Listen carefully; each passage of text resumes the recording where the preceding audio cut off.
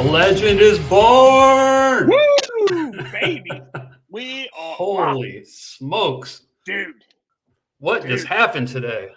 Hey, first off, let's just give a big thanks to him for strategically timing that finish. You know what I mean? Like, really appreciate that. I mean, the timing of when we record this podcast and what happened today is like chef's kiss. I mean, dude, holy smokes. It couldn't have worked out any better. No. And we had this pre-plan to record at this time, you know, but yeah, wow. Yeah, we're talking about Cocodona 250, folks. I hope I know most people. I'm assuming most people are going to like listen to the podcast on a run, probably Thursday morning, Saturday morning, Sunday morning, something like that. I'm guessing. I'm assuming. I really hope that they have been watching the live stream or like keeping up with it on. I know the way that I like to keep up with the race sometimes. It's just on their Instagram feed because they do a great job of updating their Instagram feed with cool little reels and everything. Okay, you can watch real quick. Dude, bonkers.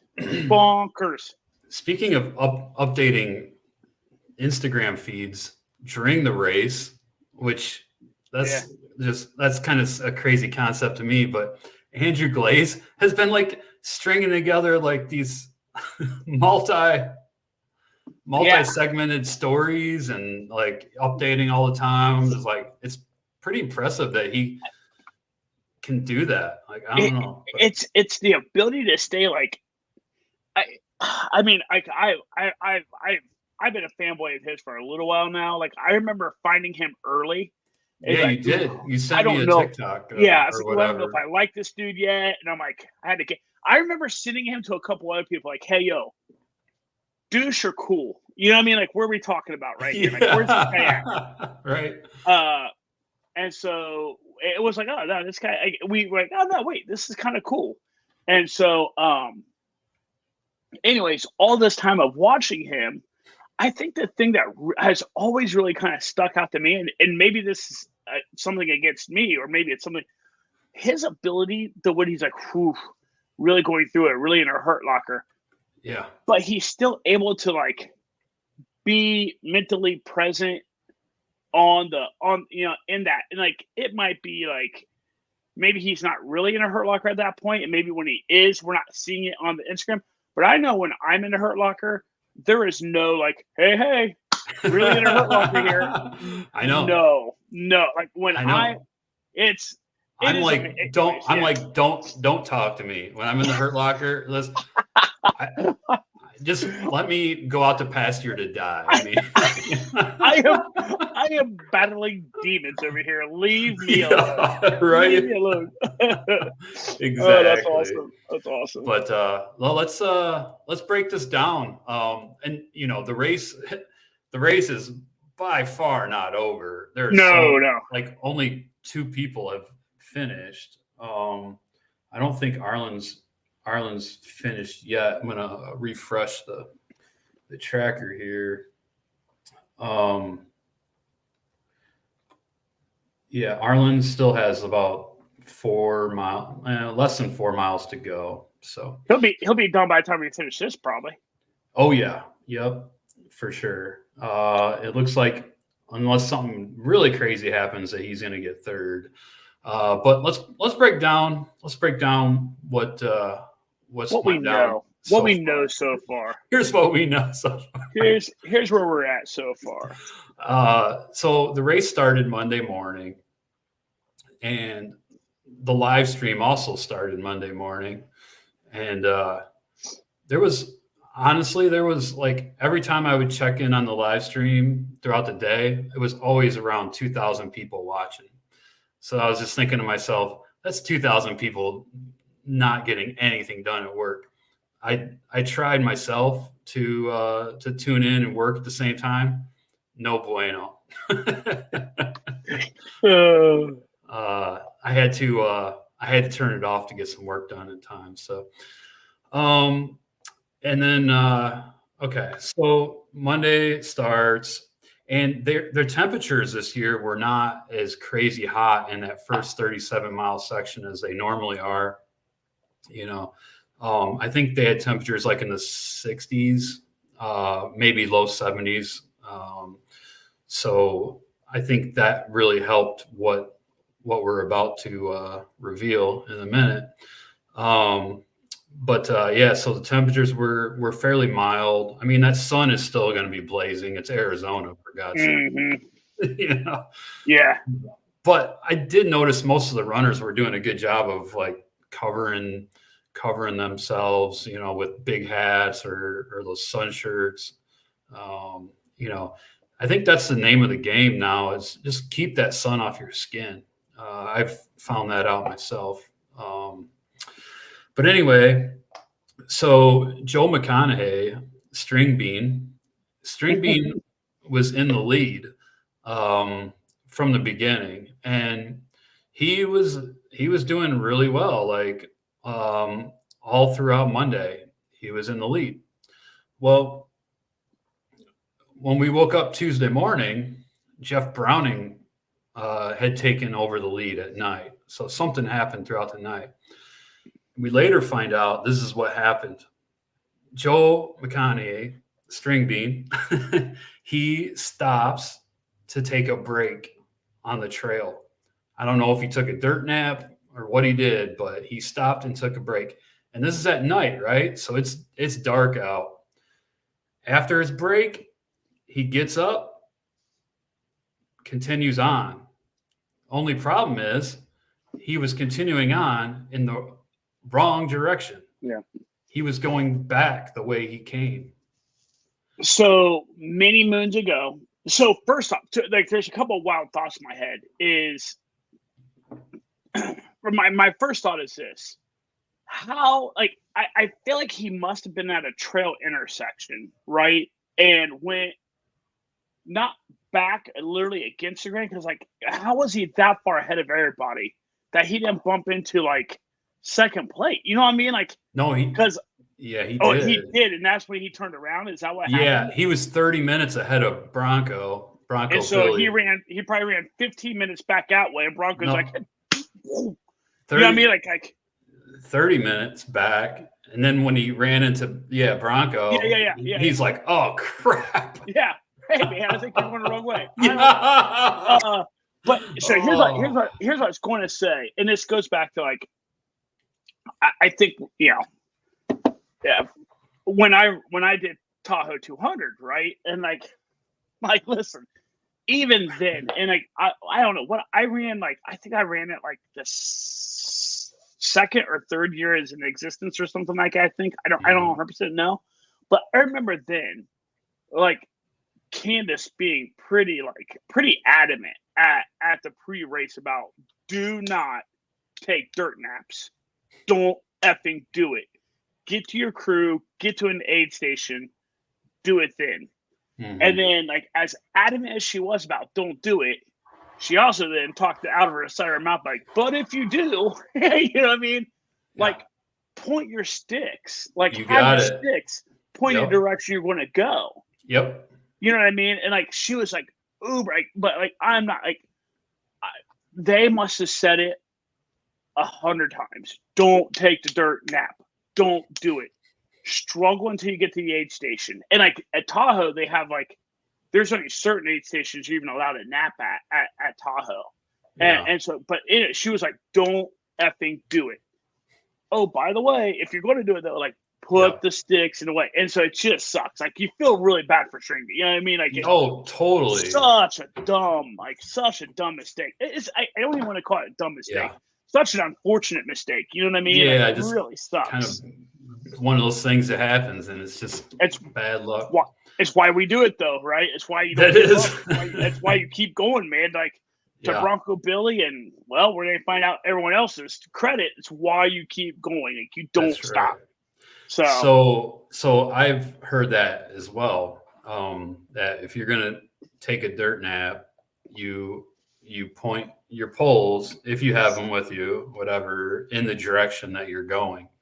that makes a lot of sense. Or something, some item, your water bottle, like whatever. See, it'd be funny because like my dumbass would wake up and be like, wait, is it the part that's going in the dirt is pointing my way to where I'm supposed to go? Or is like the handles? Like what way? Like I know that I would be that tired. I'd have to like wait. I'd have to like completely re-rationalize with myself.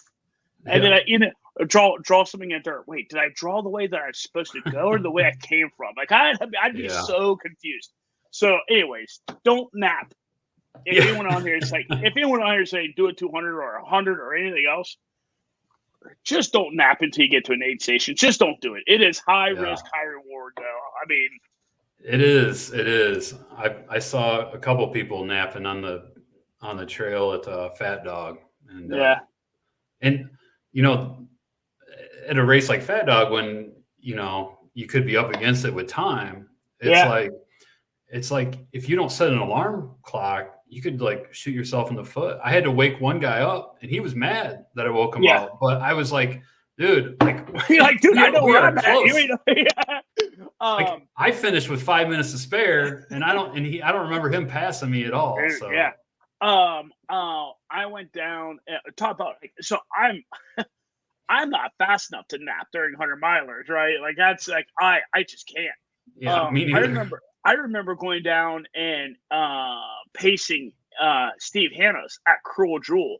Oh yeah. Now Cruel Jewel for all of us Beast Coast side folks, we all know damn well that is not a 100 miler, and it is insane. Like that race is a son of a bitch. That's 33,000 feet of climbing in there. Yeah, it's nuts. 48-hour cutoff.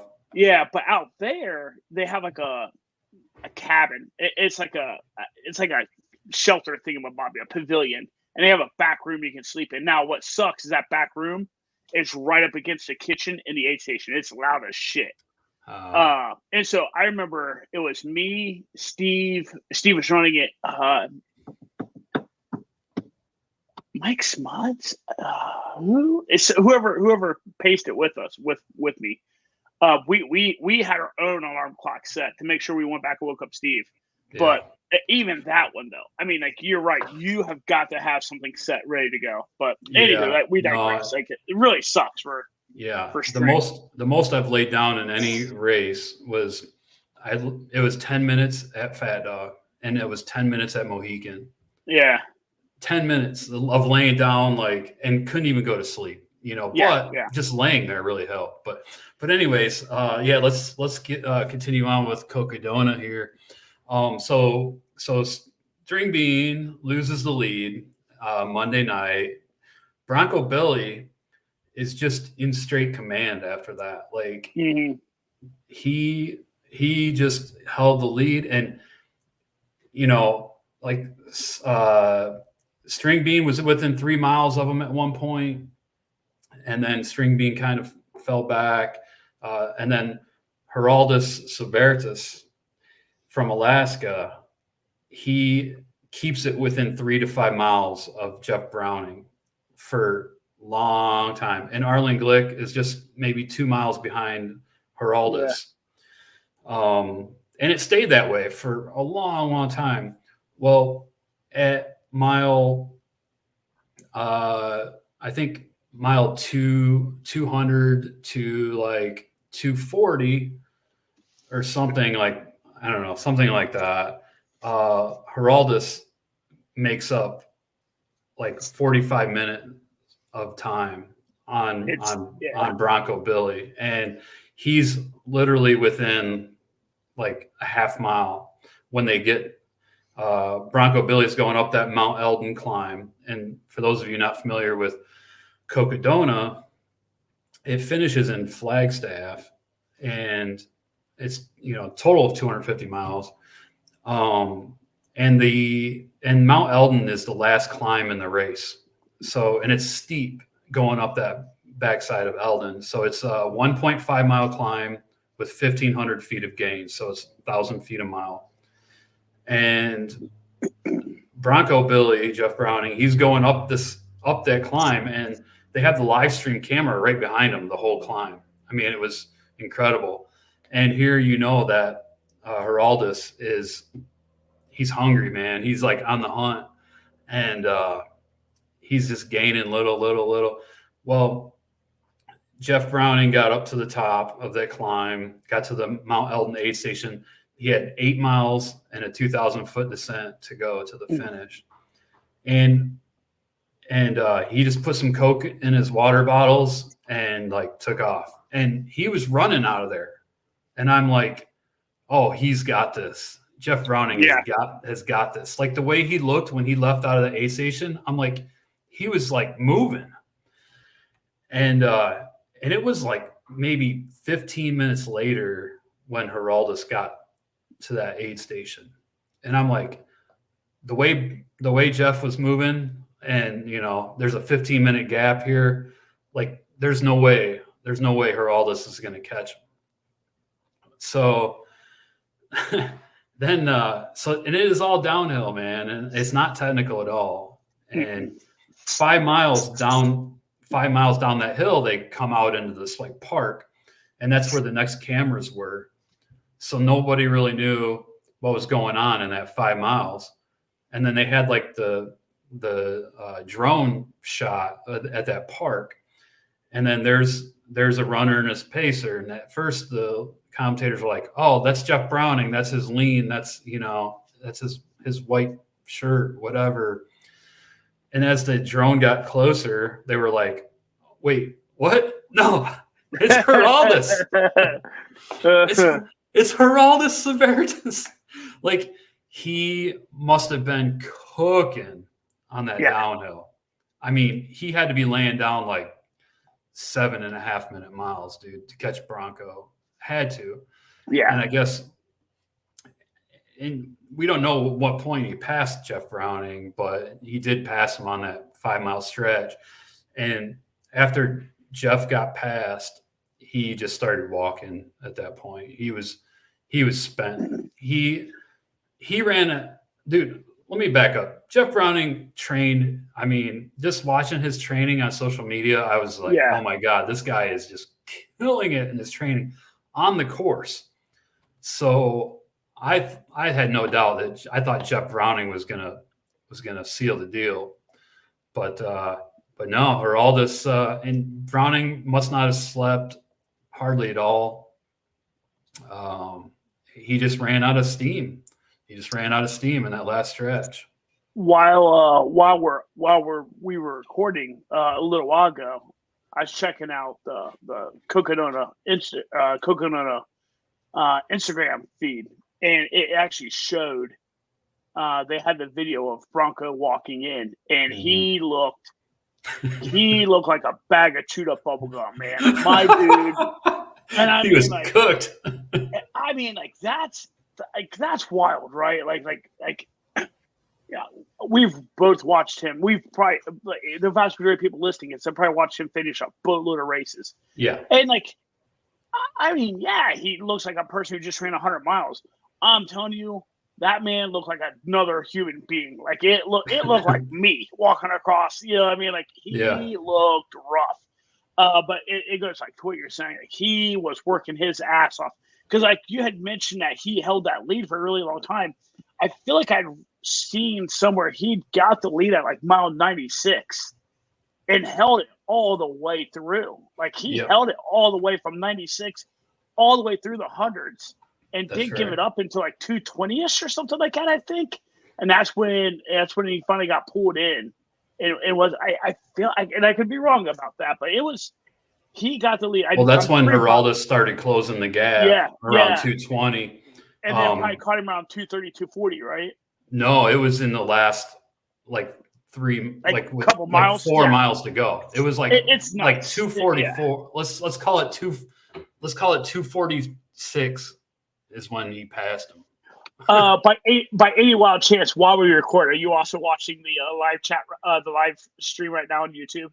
No, I had turned it off to record. I'm not gonna lie, I have it on right now. I'm watching on a monitor below, and nice. it's just another great example of like watching like this is clearly an elite, and like they're just bebopping down this trail, and a dude like look at the pacer. He was like, I need to walk with you, and they just walk for like, I don't know, 10 feet. You're like, that's better. That's better. Okay, let's go back to talking. It's just funny to watch. Like elites, Yeah. like I don't know, man. Like it's pretty cool watching. I wish I could tell who this is. It might be Arland, but they're up in this. Yeah, he's in that park area now. He's with the pines, with the tall pines and whatnot. Yeah, so he's got like 2 miles to go. Well, finish. Yep, because like you can actually see. By the way, I like listen. I get it. You probably shouldn't let your race come to this close, but when I was watching, the guy who won just named somebody.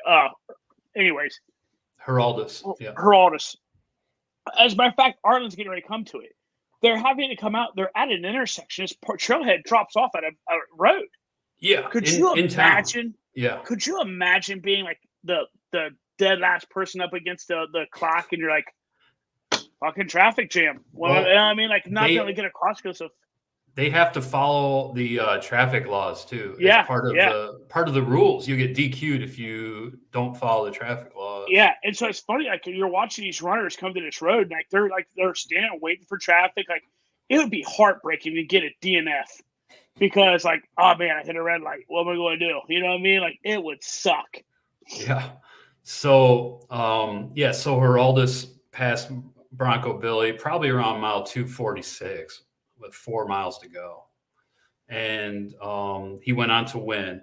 And not only did Heraldus win, he set the course record by, I think he actually finished sub 60 hour for 250 miles.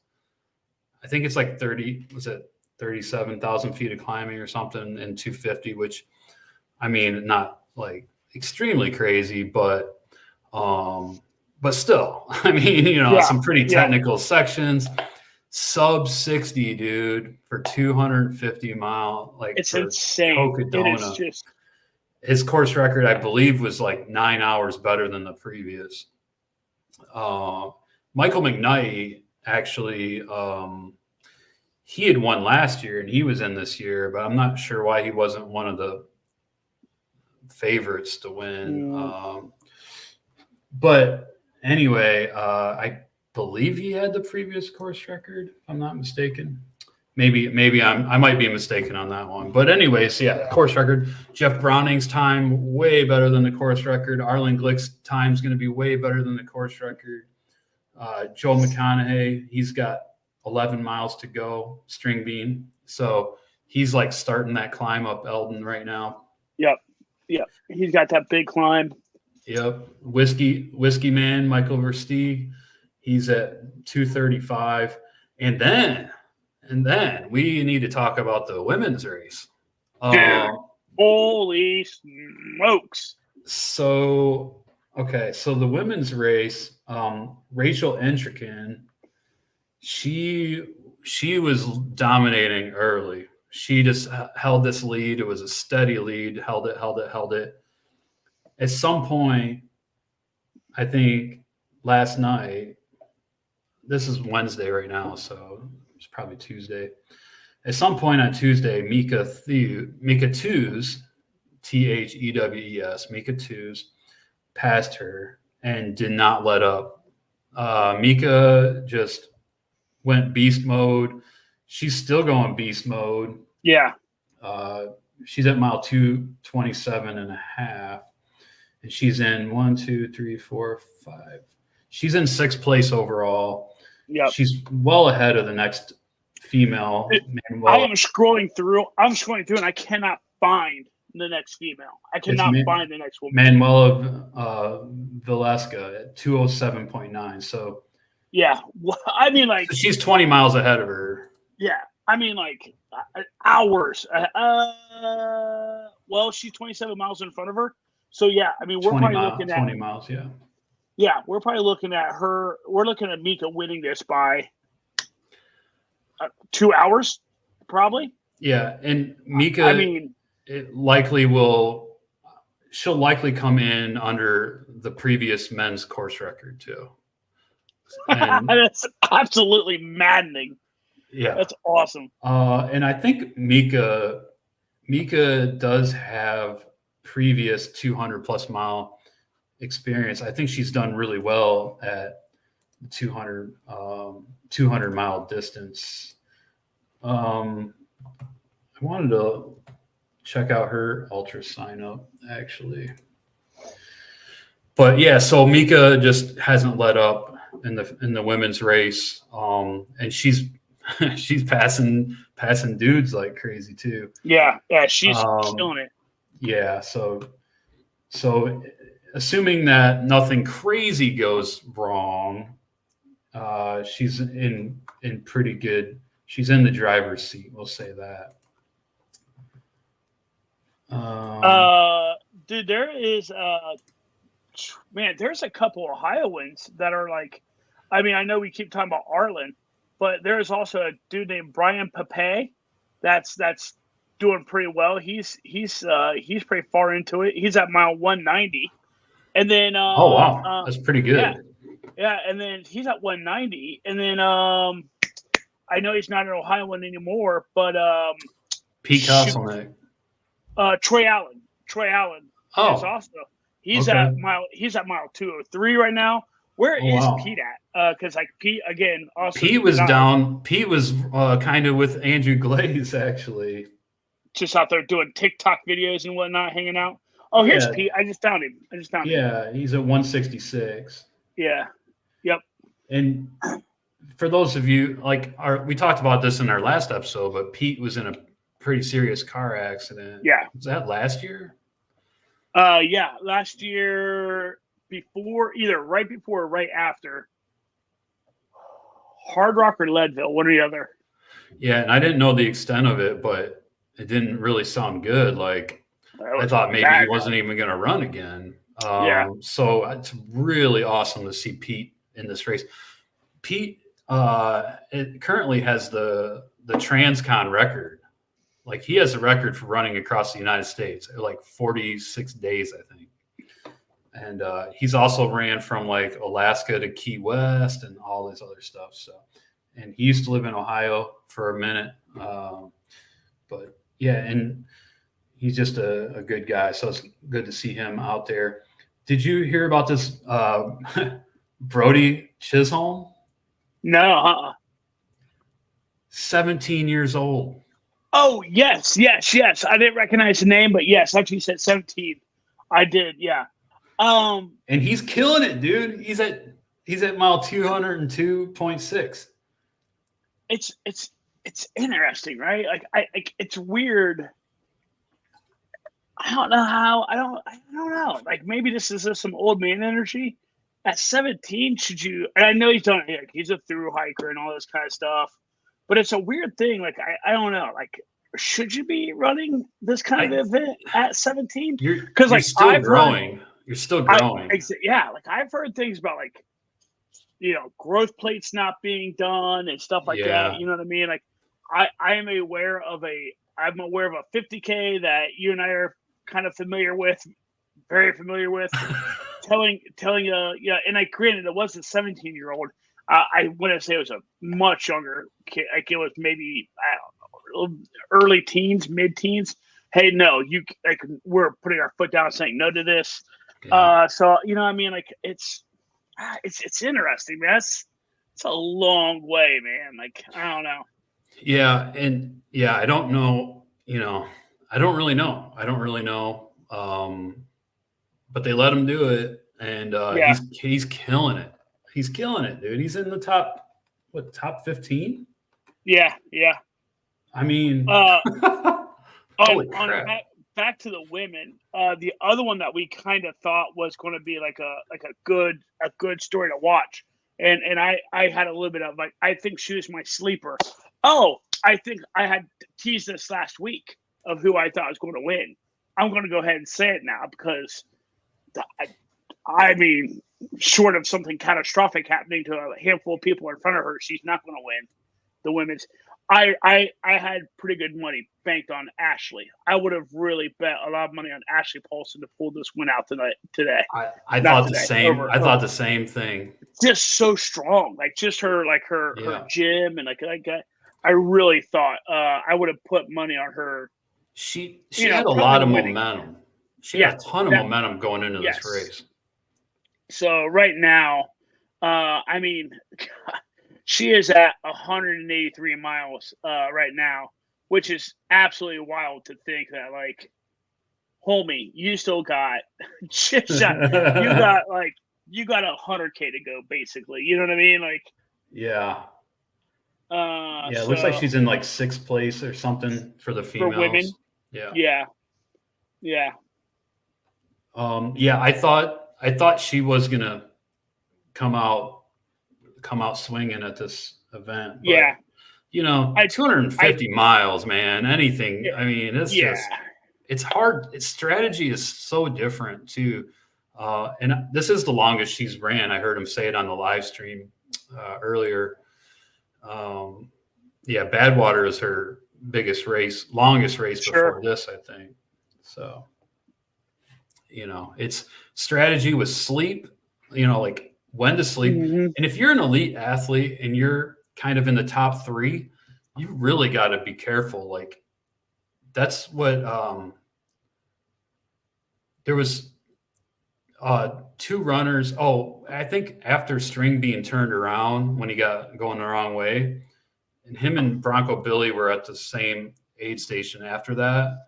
And they Oh, yep. both slept, and Bronco Yeah. took off like 10 or 15 minutes before Yeah. String being did. So Yeah.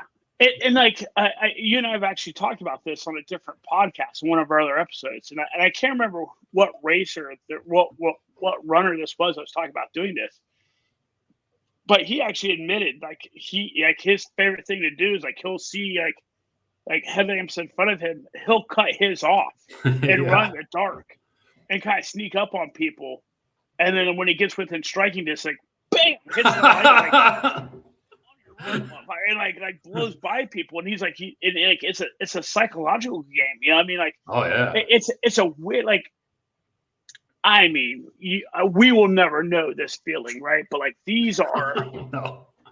like, I mean, what, they're elites, you know what I mean? Like they're like they you know, for They're us, competitive it's like, drive. yeah, like for us, we're like, oh, we want to go experience it. We want to, like, these guys, like, I want to experience victory. Like, right. I want to experience winning.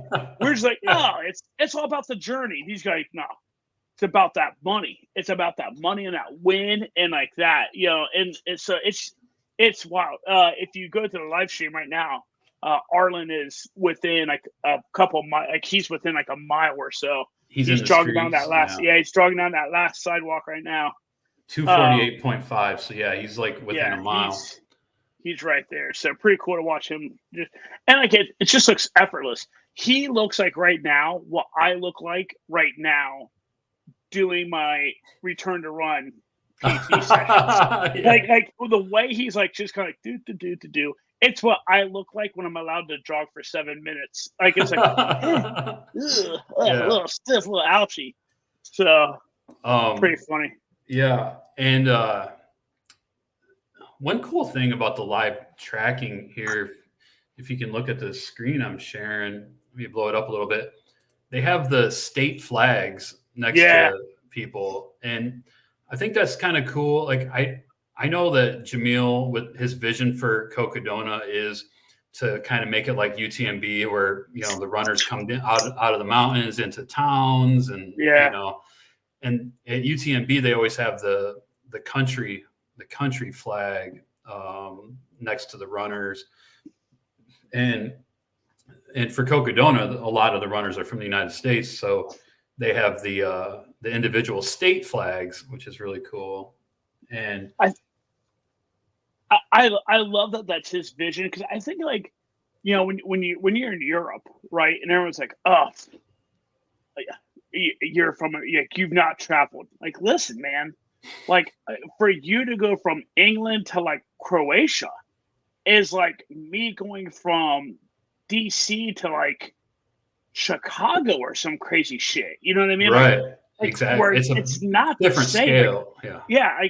Like, yeah, you can hit like 5 and 6 countries and explore all this stuff, but like in the U.S., like we can explore like weirdly enough, there are some weird cultures. You know what I mean? Like, as Midwesterners, you go down to like Bama. There's a whole other cultures out there. Even go out to California, the Pacific Northwest, up to New England. So like there is like you can be traveled and still never really leave the U.S. But like I love the fact that he is taking that Euro vision, that Euro style, and like just making it a like here's your flags and representing and that pride for your state. And all that kind of stuff. I love because like look at us, like I'm over here like let's go, baby. I got 3 Buckeyes in the top, like 20 or whatever. I'm like hell yeah, hell yeah. I agree, and the whole like coming into the towns, and Arizona's perfect for that. They have those smaller towns like Jerome and Prescott and all those towns. Yeah, even Flagstaff. I mean, like it's and that the finish is in Flagstaff, which is like there's a ton of elite ultra runners that live in Flagstaff. The community is very strong there. So I totally dig the whole vision. And one other thing I wanted to say about the amount of people watching on live stream, it usually hovered around 2,000, but when the chase was on that last the last downhill stretch into Flagstaff, there were 6,000 people watching when her oldest finished, or close to 6,000 people. So yeah, that's pretty well done. And so the live stream would go from they would cut it at night, like for like 4 or 5 hours. But other than that, it's been going nonstop. I mean, that's really impressive that they can do that.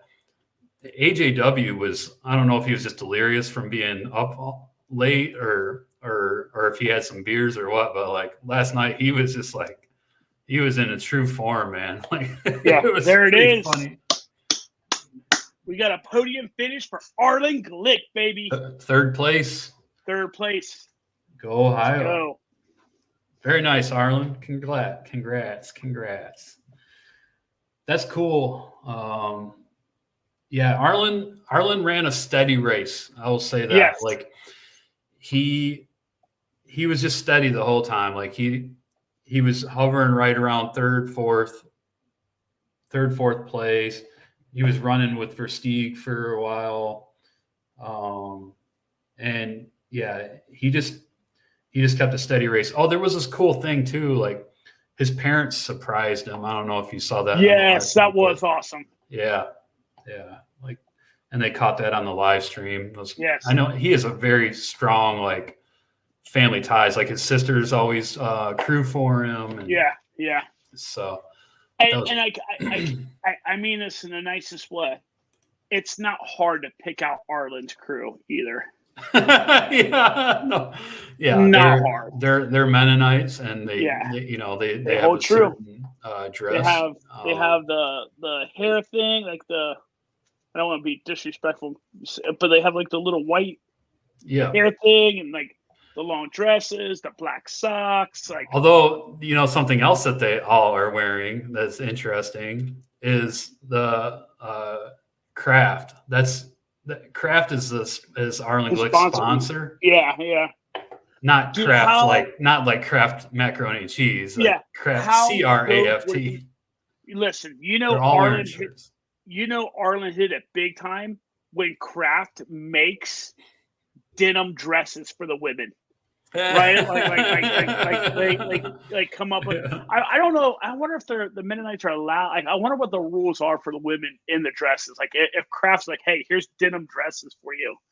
Like, I wonder. I wonder what the rules are for that. But that would be dope, right? Like, not too sure. But yeah, very cool.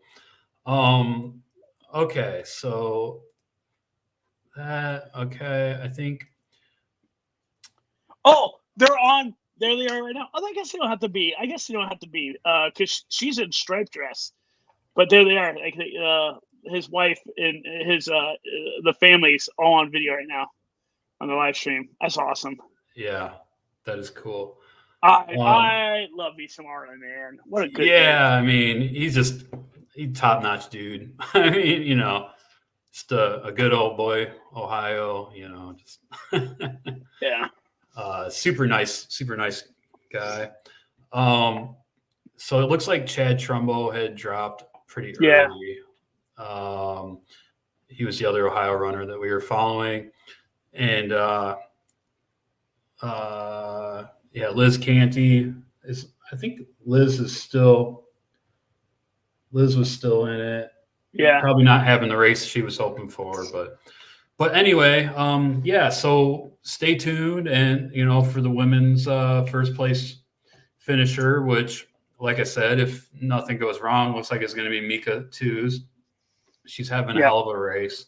She's the live feed just updated for me. She's still at mile 227. So okay, she's probably at an aid station taking a break. Yeah, she's got time to take a break. she's got some time. I know we've talked about, like, I know we keep talking about people beating the course record. What was the course record before this year? Do you know off the top of your head? That's a good question, and I think it was around 69 hours. Let's see. Course record, Cocodona 250.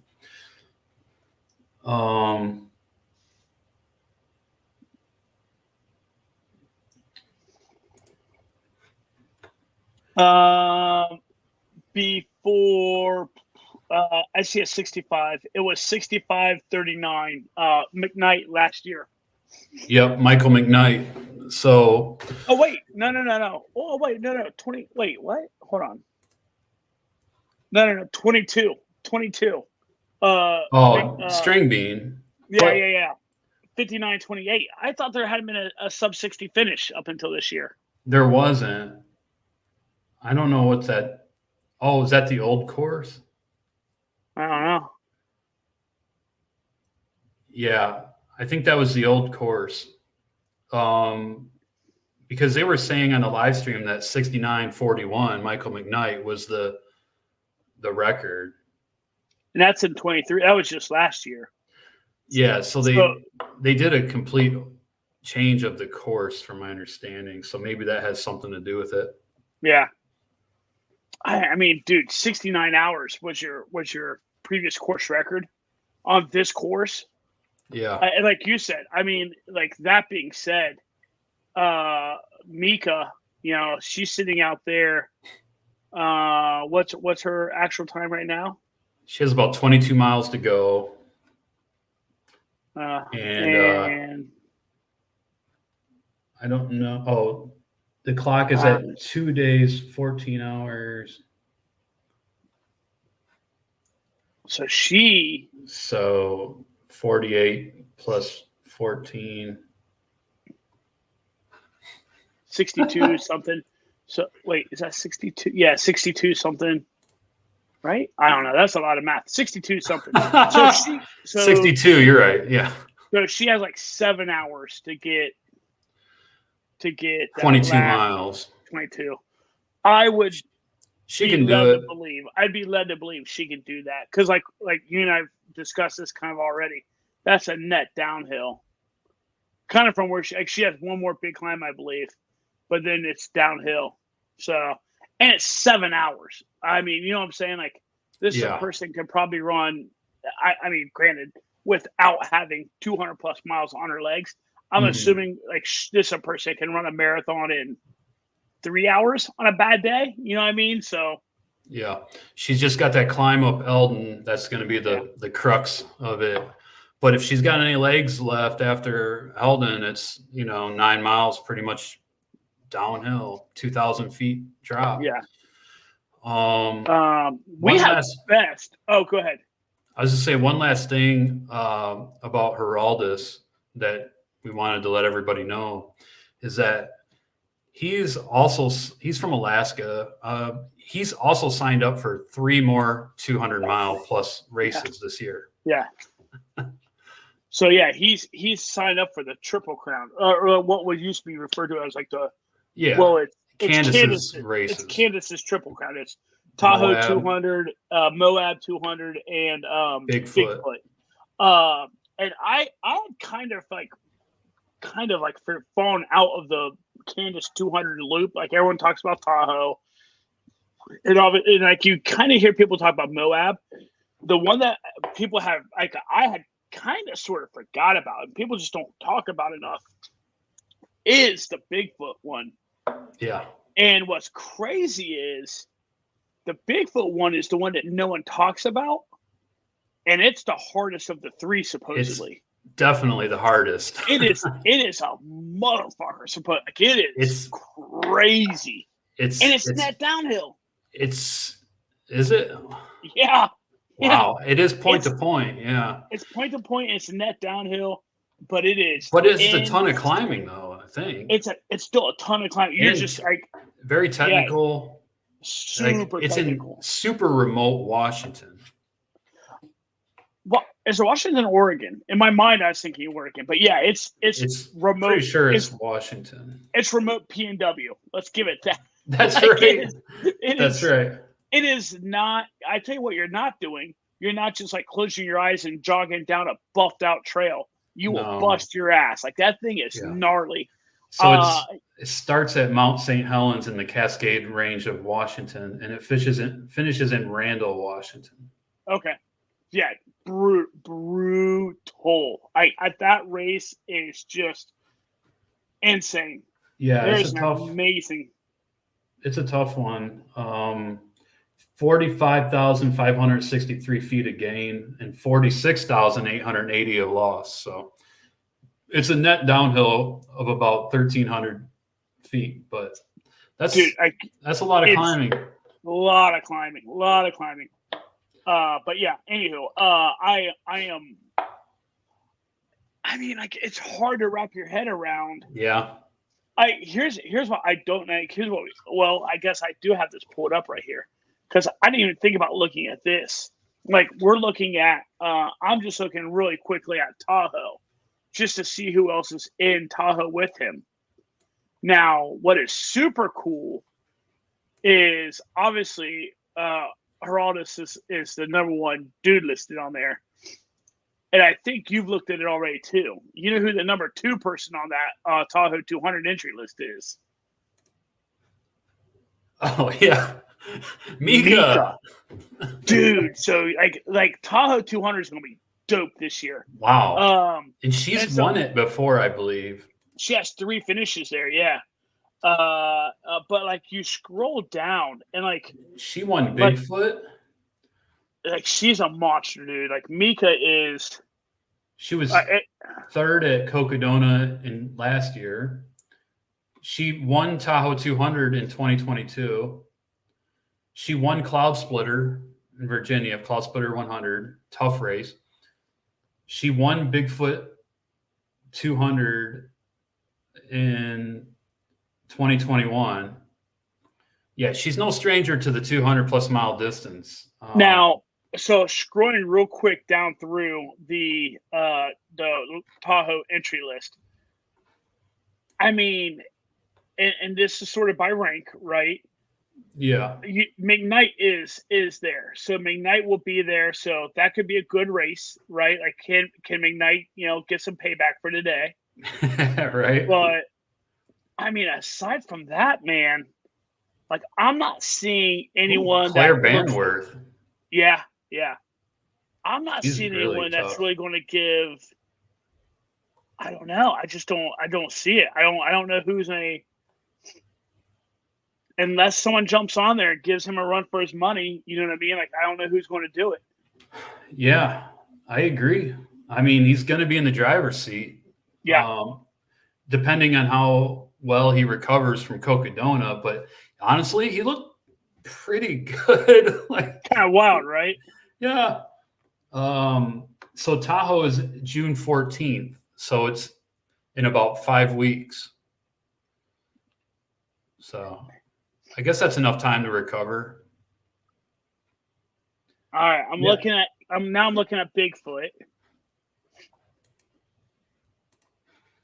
And kind of the same thing. Like there's just, oh my God, McKnight is there also. Wow. Oh man, interesting. All right, we got to check one more. I'll let you go to the next thing while I check this last race. Moab has really been bringing competition lately. I just watched Jeff Peltier, that dude from Canada. He makes great trail running videos. I watched his Moab 240 video from last year. Phenomenal video, by the way. Everybody should go check that out. And he got second, and it was cool. I think Versteeg got first. Dude. Yeah, hit me. Moab, McKnight's there also. Okay, so they're both doing the quad crown or whatever. The quad. The quad crusher. We're streaking across the quad through the gymnasium. We're all streaking. Dude, that's insane. That is insane. So we have a lot of good 200-mile action going on this year. 200+ mile, because some of them are more than 200. Yeah. Moab's 240. Moab, it's kind of funny on that note of the three races. I think Moab would be the one I'd want to do the least. Why is that? Of her three, that slippery rock, dusty, that red. I don't know, man. It could be hot and cold, like extreme hot and extreme cold. Yeah, I think about like I know Pete, right? Pete Griggs, infinitely better runner than me, right? Like that dude's a really strong dude. And in my head, every time I think about running up in like that kind of like the high desert kind of area, like I think about when he ran Zion a handful of years ago, and like just slit like was going up like up the trail, and like because that red sand on that stone is super slick. Yeah, fell and just busted his ass and gashed his knee all up, bruised his quad. Dude. And like for me, I'm like that would be, and like, oh, by the way, I hate sand. I loathe sand. Yeah. Tahoe is bad enough, like Black Canyon, but Moab, that gritty, like just it'd be miserable. It'd be miserable. I'd rather get my ass kicked by Bigfoot and just like mumble and grumble for 200 miles, up and down hills, downwardly. Yeah. I agree. I don't think Moab's a race for me either. Yeah. I like watching the videos on it, but I don't know if I really had a desire to do it. Yeah. All right. Let's move on. We're already 53 minutes in, man. We only got about 10, 15 minutes to go. I mean, we're not on any time limit, but turns out there were other races Saturday and Sunday. So we'll talk about those races. Talk about those races real fast. And we got one little piece of news thing, but we'll burn through these two races. We'll talk about the one last little piece of news, and we'll wrap it up. But yeah. Yeah, so Miwok 100K, one of the old Ultra Magazine's old school races. Yeah. Actually, two of them, but we'll start with Miwok. Miwok 100K classic race in the Bay Area here. I run on those trails all the time. Great trails, tough race. It's young this year. It's young this year. We got rain Saturday. Early May, you don't typically see like big rainstorms. It has happened. But it did. It rained hard.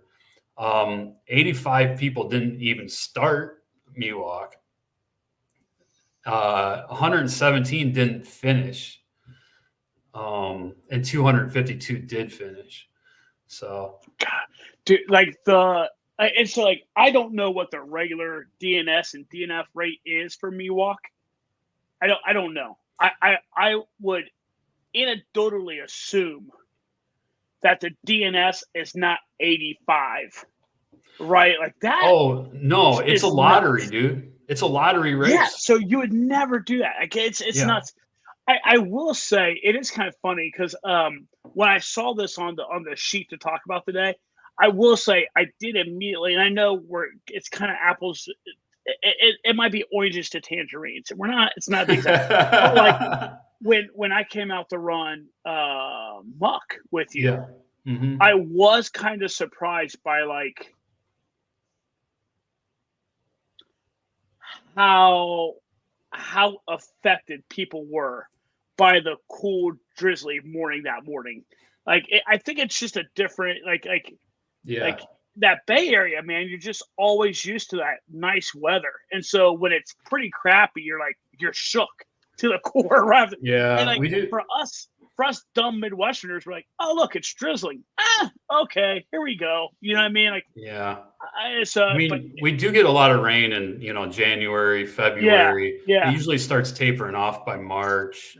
Usually by muck, it's like, we got rain at muck this year, but What? So it rained, but was dude, is it that muddy? Was it just that muddy and bad where the trails were just like unrunnable?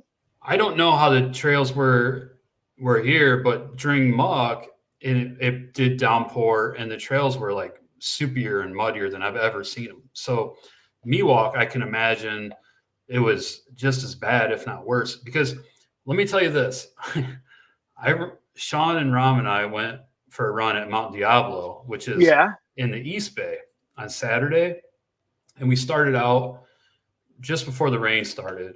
And when that rain started, it was like had to be at least 50-mile-an-hour winds, dude. Like there was points where we couldn't even stand up straight climbing up Mount Diablo. That's crazy. And those winds were so strong. And the rain was just a cold, soaking rain, like where it just gets into your bones, and it's just like cold. And and we only did 13 miles. We were out there a couple hours. I couldn't imagine being out there for 100K, as long as they were. But congrats to 252 people who stuck it out and got it done. I'm trying to figure out. I'd like to see the course that Miwok kind of goes over, just like to try to like see. I'm assuming that when you've taken me around out there, you've taken me on parts of that course. I'm assuming, correct? Absolutely, yeah. You've been on at least half the trails that course goes on. Does it hit like Muir Woods? Is it like up in that kind of part or no? It does go up to the Mount Tam area. Okay. It cuts across that ridge. Remember that first time you were out here, that really skinny single track, like towards the end of our run on Mount Tam. And it goes on that, and it goes like further north. It's like an out and back section, but there are some trails in the Tennessee Valley area. And the Mount Tam area. So Tennessee Valley is where we took the picture of the red sky, right?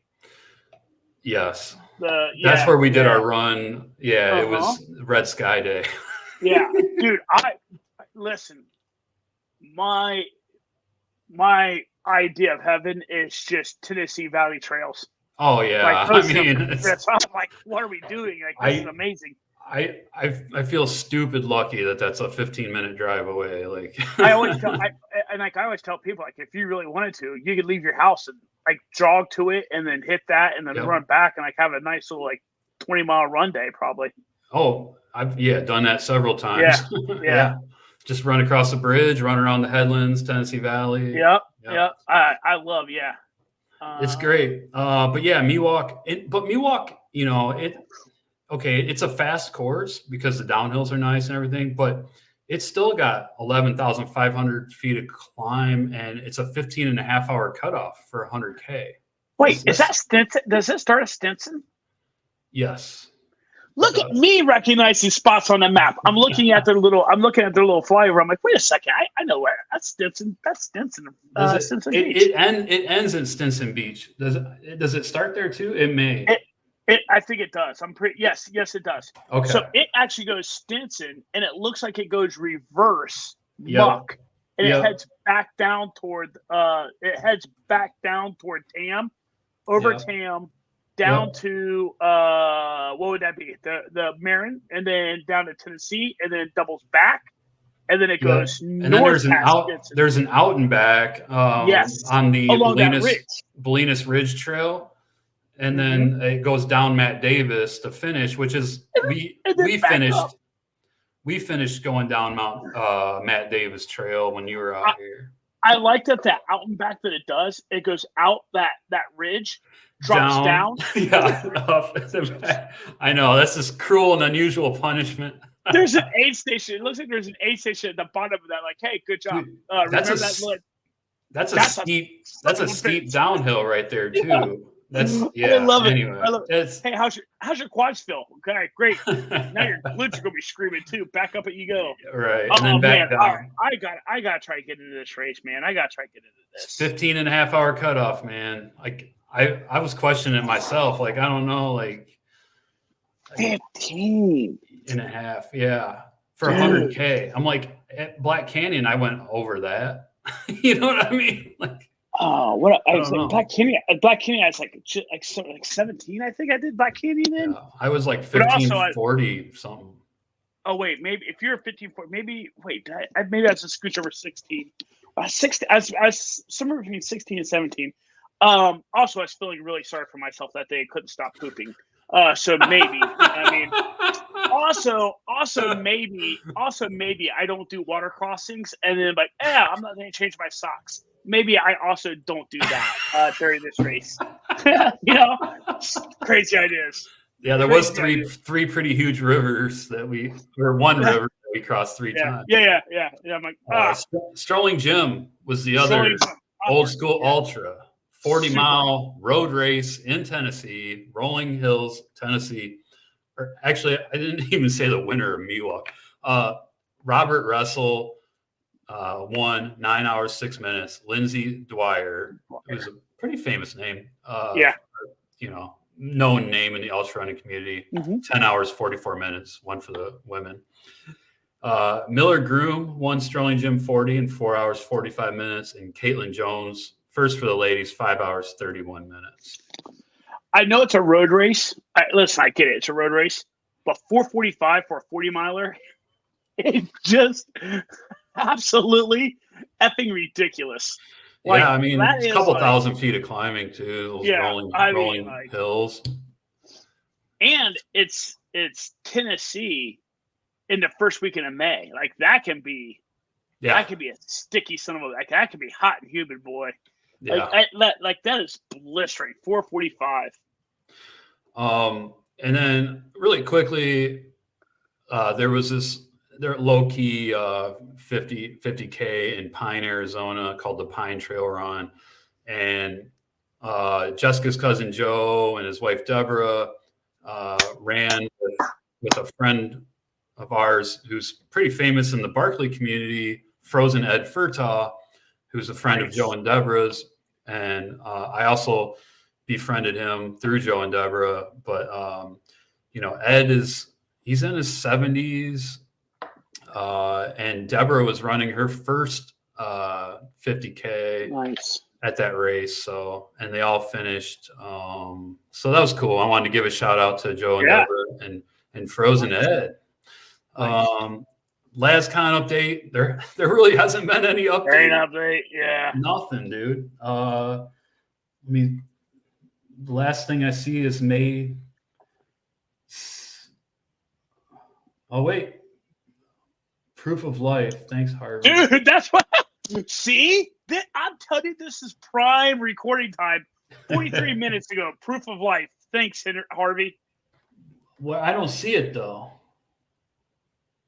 Well, it's you gotta that was a comment. Harvey Lewis runs 52 minutes ago. Oh, this is fucking insane. Laz, the self-described LazCon, had the honor of greeting Laz. So it's Harvey and Laz. Okay. Oh, I see it. Okay, I gotta share this. There they are. Okay, Cincinnati. Oh, he's still in Ohio. He was in Athens like many days ago. That's not that far from Cincinnati. Yeah, dude. I guess that's rough, man. That's rough going. Did you see how Laz self-described LazCon is? What he said? This is fucking insane. I may retweet it right now with the account. All right. Okay. The other thing I wanted to talk about was that we've been talking about this Running Up for Air virtual event that Patagonia was going to put on, and it's posted, and it's the RUFA Running Up for Air, and the virtual event is taking place from June 1st to June 9th, and it's set up as a challenge on Strava, so anybody can sign up. It's free to sign up. You just do as much vert as you can from June 1st through June 9th. There's this whole thing down here about the overview of it. And I'm going to put this link in the show notes, people, so everybody can go to this challenge in Strava. And if you're on Strava, you can sign up for it. It doesn't cost you anything. They do talk about that it is a fundraiser. So if you're inclined, you could raise some funds for however much vert you're going to do, or like, I don't like asking people for money like that, so I would probably just donate some money myself. But it's for a good cause. It's goes to groups that are trying to figure out this the winter pollution problem in Salt Lake City and other places. So yeah, it's for a good cause. But I'll put the link in. You can go read about this. The RUFA virtual event put on by Patagonia is set up as a challenge. I've joined the challenge. There are 155,901 people have joined the challenge so far. And there is local organizations and meetups for this as well. There's a link to those in this date. And let's go to this. So there's different cities: Atlanta, Toronto, Pasadena, Boston, Altadena, California, Baltimore.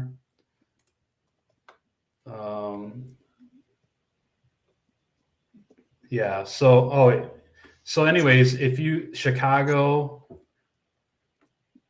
So if you see your city on here, you can click on it and see where the meetup is. I don't see any for Ohio, but we don't need a meetup. We'll just own this shit on our own. No, you just honestly, you can just find a hill and run up and down. If you're north of 70, go to Mo, start getting it in.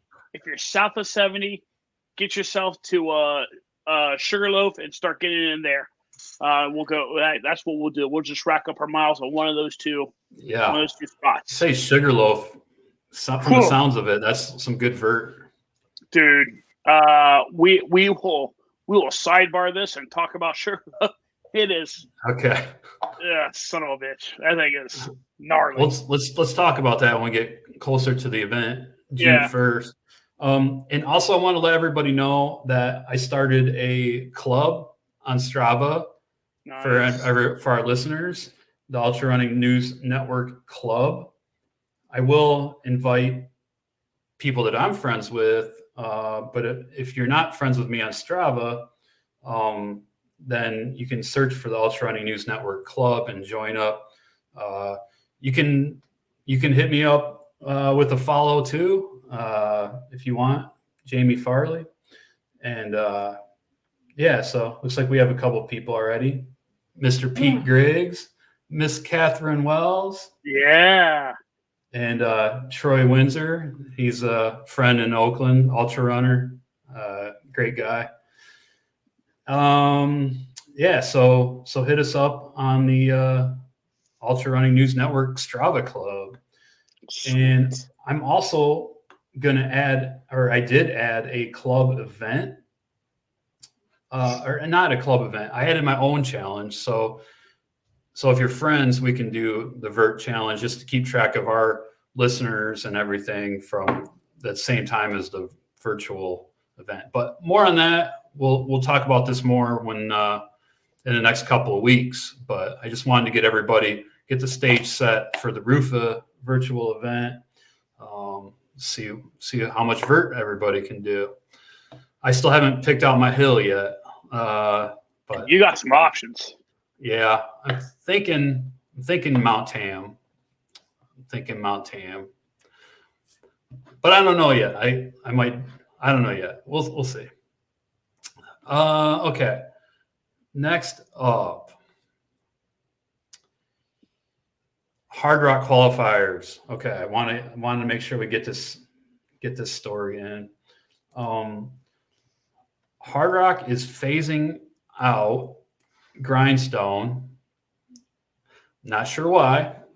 There may be some speculation, but I'm sure that anybody in the Hardrock organization would say that, they're just replacing it with Hellbender, which they are replacing it with Hellbender, which is a much harder race than Grindstone.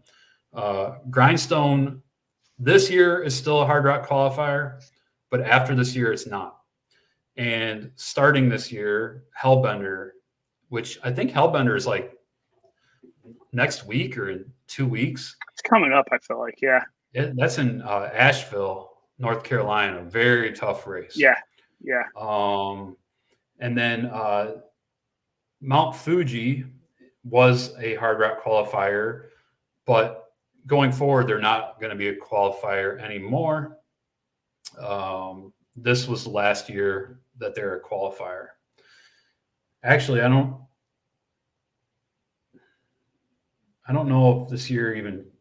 Yeah, this year counts for 2025 Hardrock, but yeah, not 2026. So, and then they added 2 international races, which I couldn't find the posting on which ones were added, so I'm not really sure. But the international ones are in the beige there.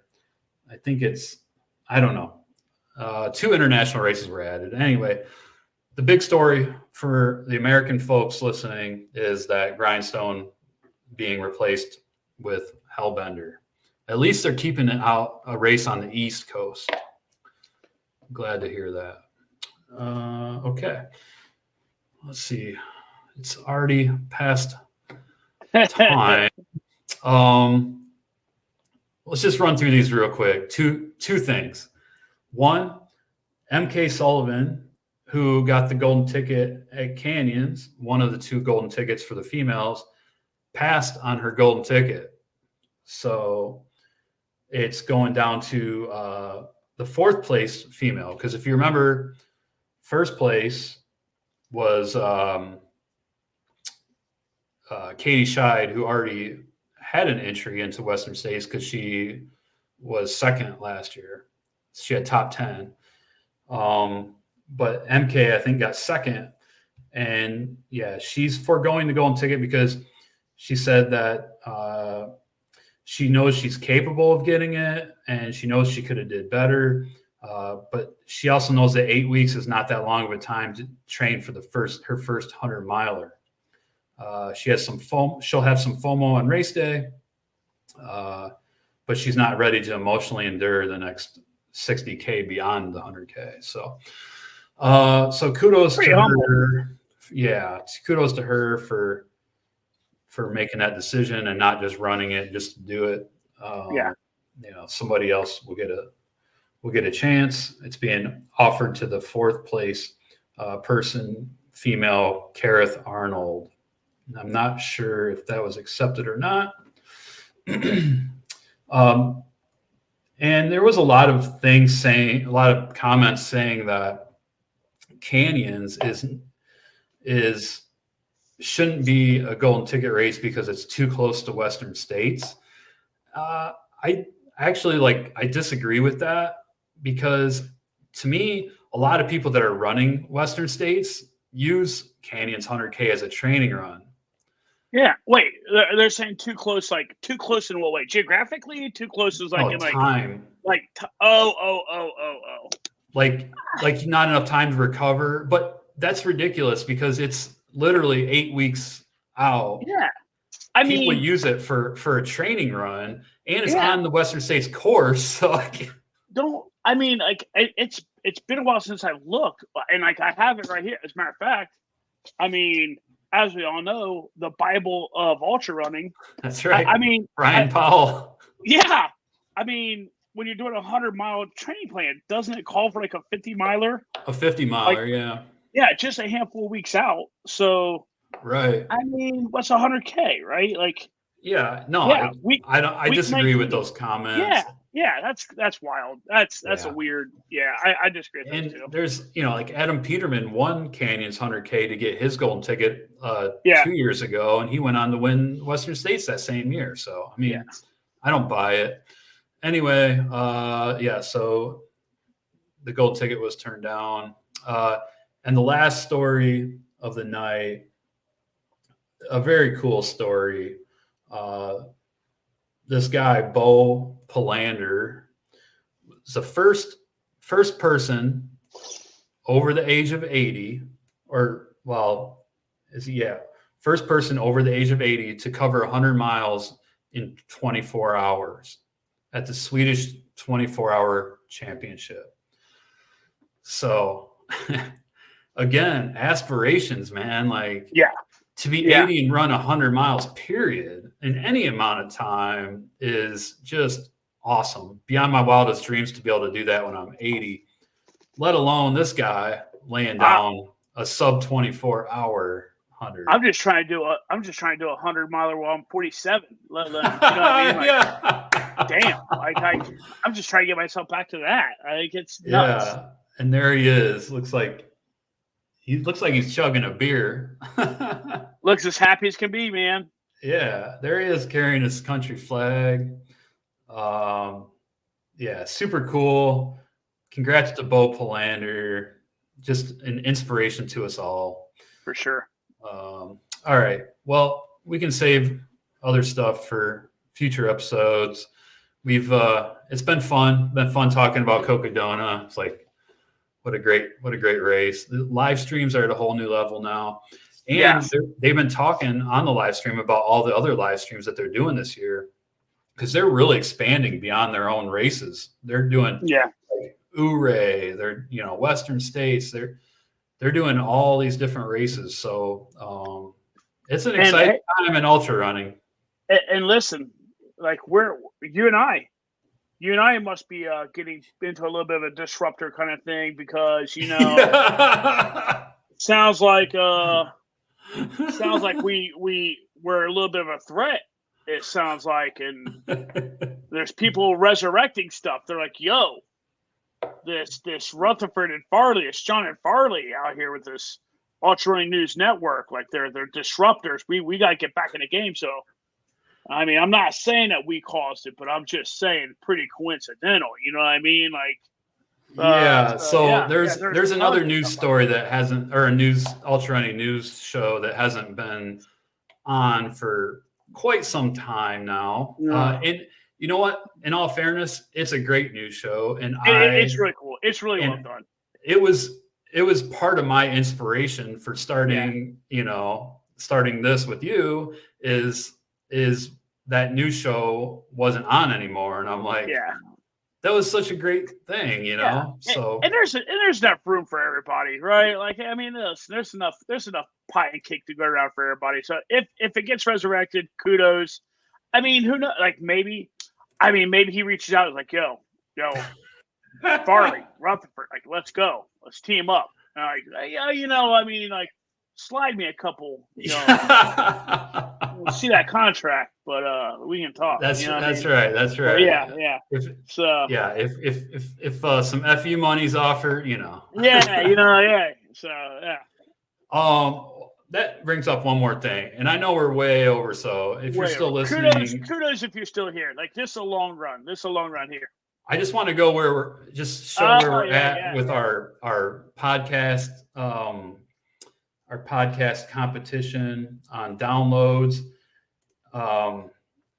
So Washington was in the early lead for May, and then they got overtaken by Oregon.